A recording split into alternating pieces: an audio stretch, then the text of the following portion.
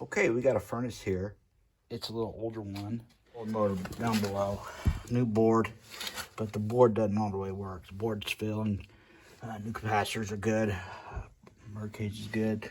The igniter doesn't seem to work. Go ahead and switch it on here.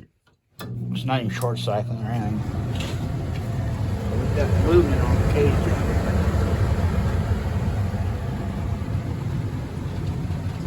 And if you go up, our inducer motor doesn't work. Nothing's working, so board's bad. And plus half a dozen parts look bad. It hasn't worked since last year. And I checked the gas. The gas don't even seem like it works. But they say it's on. So we'll see.